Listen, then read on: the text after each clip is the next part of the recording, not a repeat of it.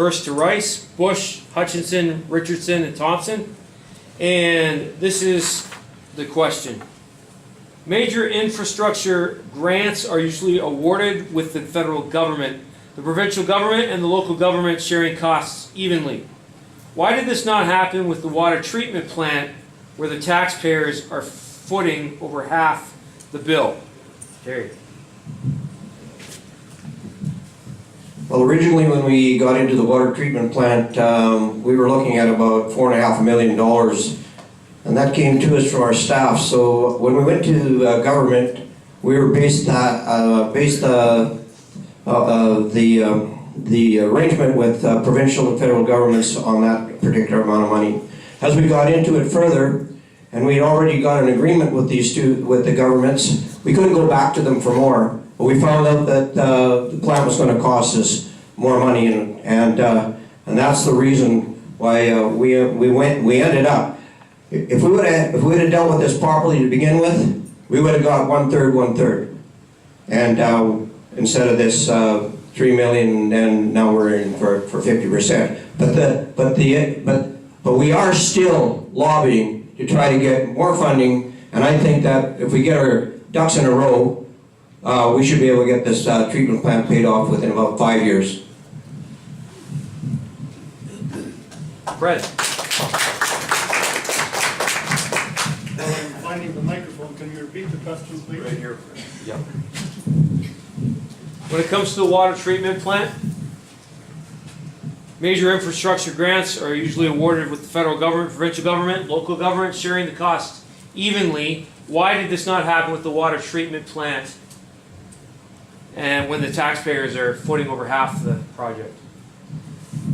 Well, part of the reason was that I think Terry, it's going to be a long night.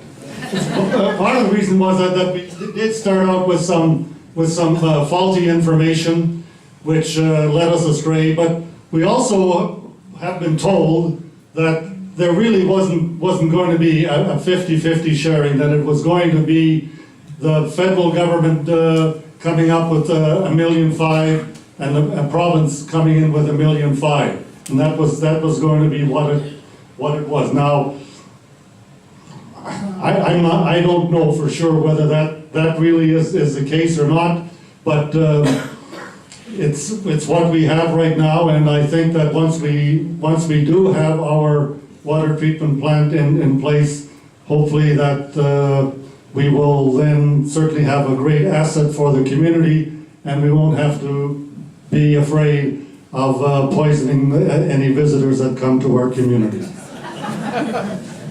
Thank you. Don.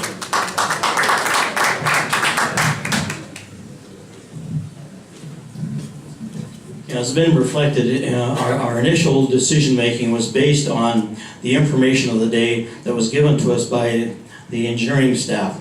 In that was the $4.5 million, which allowed the one-third. However, a number of other factors came into there after that decision was done, i.e. one of them was the backwash process. And the backwash process states that you must get rid of this dirty water. And we said, no problem, we'll just run a pipe back into the lake and dump it off. DFO Environment said, oh no you don't. So then that's where the residual pond came in. Another one.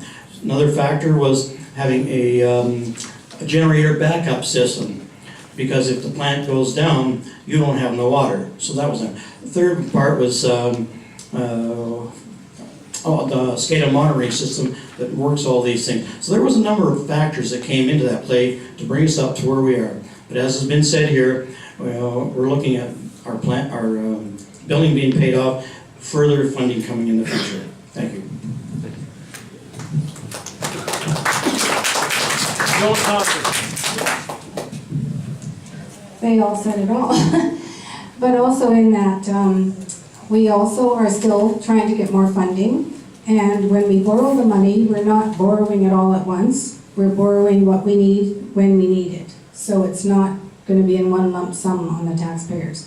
And we, like Terry said, we are still looking for funding. We're still looking for more grants to get more money.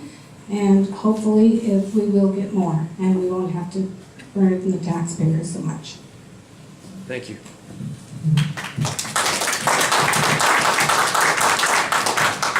All right, this next question